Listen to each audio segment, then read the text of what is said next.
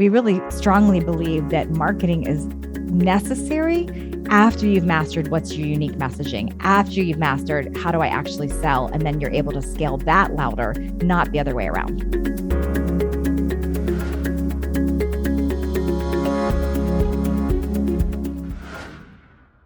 Welcome back. Today we're talking sales versus marketing because they're not the same thing. They are not the same thing. They're both important, but they are different things. So Sinclair and I have some things to share about this very topic today.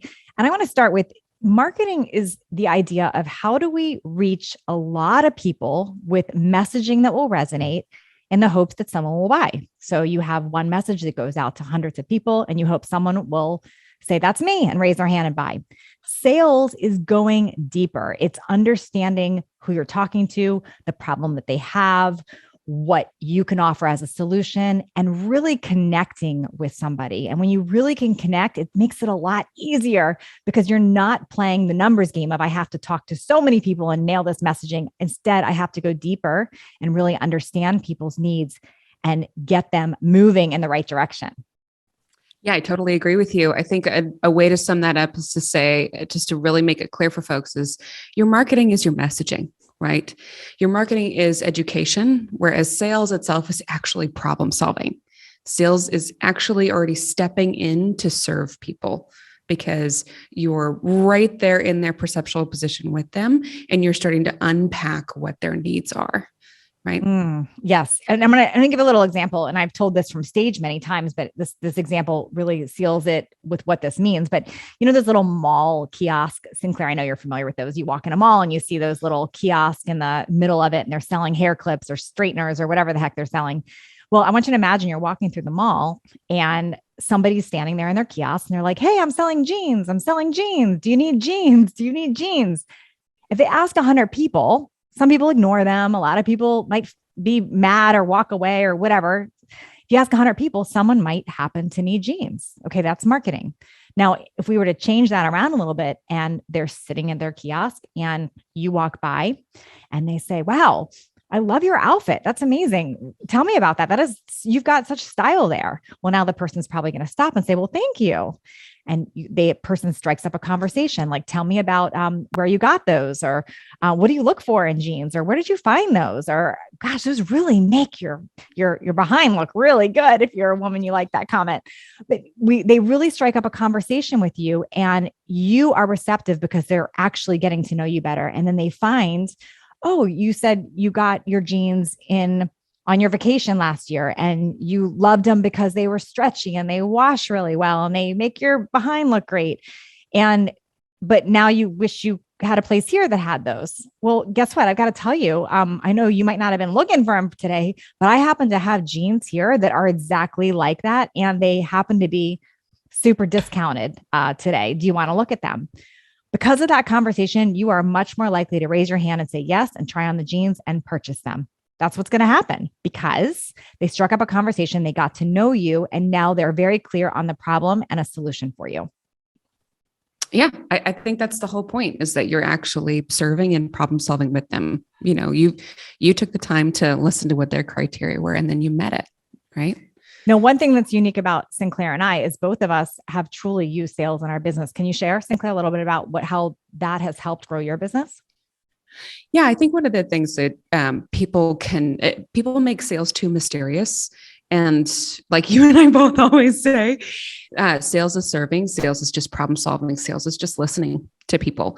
And, you know, for me, one of the ways that we were able to start our practice again, after Michael and I were both super ill, like we were chronically ill and we were basically retired from life, and how we were able to get back into helping people was I was just sharing what my experience had been in coming back to health, and people started sharing their experiences with me, and I started problem solving with them and really listening deeply to what they needed.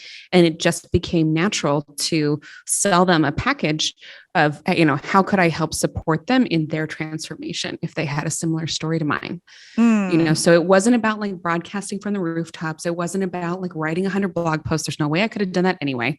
At the time, you know, it was literally just connecting with people, listening to what they needed and going, oh, actually, I know how to help you solve that problem. you know? Yeah. How about you? I think about my fat loss and fitness business and how that first started. It honestly started from a place of problem solving and listening to people. I was sharing my own journey, the own stuff that I was walking through, and people were raising their hand. They said, I can relate. I've got questions. This is what's going on with me. And it was me having a conversation with them. And I don't mean physically on the phone or in person. You could do this through social media, you could do it through email, but it's listening to what people are saying. And I was hearing over and over again, yes, I have this one problem. Yes, I have this one thing. And I knew I had a solution for that. So it was very targeted. I'm listening to you. I understand. Let me interact with you and let's provide a solution. And that's how I made my first product. And then second, and then third, it's from listening. Now, I'll tell you along the way, as many people do, I got sidetracked with the idea that I needed all this marketing, all of these marketing experts. And when I did that, it lost that impact. It lost that integrity. It lost that influence of being able to really connect and solve problems. And sales actually went down. It looked like we were generating more, but sales went down because I had lost that touch with that.